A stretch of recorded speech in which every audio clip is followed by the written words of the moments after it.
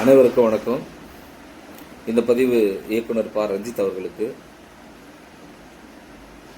NEET தேர்வுக்காக போராடுகிறோம் என்ற பெயரில் நீங்கள் யாருக்கோ கைக்கூலியாக செயல்படுகிறீர்கள் என்பதுதான் இந்த போராட்டத்தின் வெளிப்பாடு. சேலத்தில் 5 வருடங்களாக புரட்சியாளர் பாபா சாஹேப் அம்பேத்கர் அவருடைய திருவுருவ சிலை கால் மீது கால் போட்டு அமர்ந்திருக்கிற சிலை திறக்க முடியவில்லை என்பது உங்களுடைய ஆதங்கம். இதற்காக நீங்கள் தனியாக போராடி இருக்க வேண்டும். போன 5 ஆண்டுகளில் நீங்கள் என்ன பண்ணீங்க? எங்கே இருந்தீங்க? போன 5 ஆண்டில் தானே திறக்க முடியாமல் இருந்தது. இப்போ இருக்கிற இந்த ஆட்சியாளர்கள், அதாவது தமிழக வெற்றி கழகம் ஆட்சியில் இருக்கிற போது இப்போ திறந்து வச்சுருக்காங்கல்ல, நீங்கள் இதுக்கு பாராட்டணுமா இல்லை எதிர்ப்பு தெரிவிக்கணுமா? சரி, அந்த செலை விடுங்க. போன 5 ஆண்டில் ஆட்சியில் இருந்த திராவிட முன்னேற்ற கழகத்தினுடைய மிகப்பெரிய இயக்கமாக, ஒரு மிகப்பெரிய பலமாக இருந்த விடுதலை சிறுத்தைகள் கட்சி, அதே நீங்கள் சேலம் மாவட்டத்தில் ஒரு கிராமத்தில் ஒரு கொடியை ஏற்ற முடியல. அப்போல்லாம் நீங்கள் எங்கே போனீங்க? ஆளுகின்ற கட்சி திமுக, அதில் கூட்டணியிலிருந்து 4 சட்டமன்ற உறுப்பினர்களை கொண்ட ஒரு மிகப்பெரிய கட்சி விடுதலை சிறுத்தைகள் கட்சி. அவங்களாலேயே அங்கே கொடி ஏற்ற முடியல. அதை பற்றி ஏன் நீங்கள் பேசலை? இன்னைக்கு நீங்கள் யாருக்காக போராடுறீங்கன்னே தெரியல. நீட்டுக்காக போராடுற மாதிரி தெரியல, திமுக போராடுற மாதிரி தான் இருக்குது. தயவு செய்து மாற்றிக்குங்க. உங்கள் மீது நிறைய நல்ல மதிப்பு இருக்குது. அதாவது உங்களெல்லாம் நாங்கள் புரட்சி இயக்குனராக நாங்கள் பின்பற்றுறோம். தயவு செய்து மாற்றிக்குங்க. இந்த மாதிரி தவறான வேலைகளில் ஈடுபடாதீங்க. நம்முடைய சமத்துவ தலைவர் அண்ணன் ஆம்ஸ்ட்ராங் அவர்களுடைய படுகொலையில் நீங்கள் கதறி அழுதிங்க. உண்மையாகவே நாங்கள் ரொம்ப வயசு இருந்து போனோம். அண்ணா மீது இவ்வளோ பற்று வச்சுருக்கீங்களே.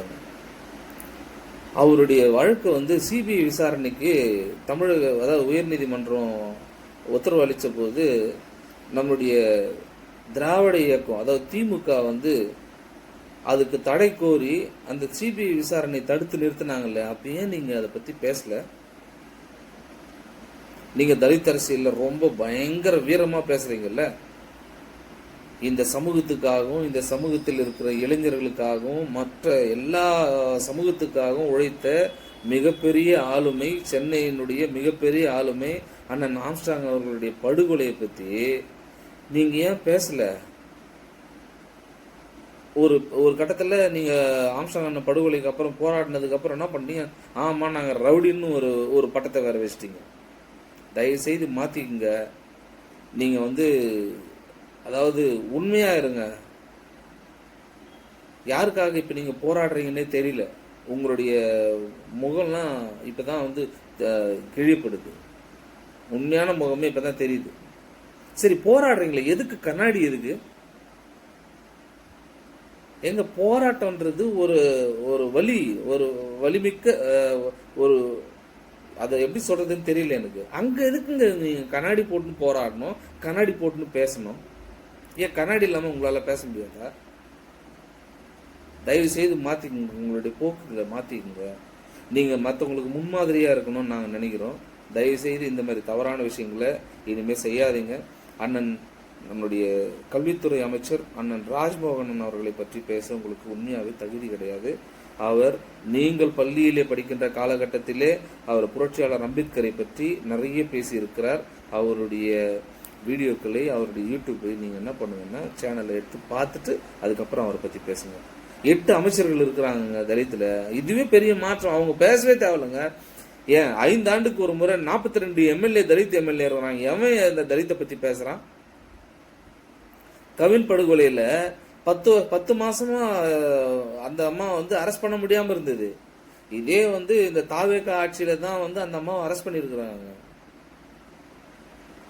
இதை பற்றிலாம் ஏன் பேச மாட்டேன்றீங்க?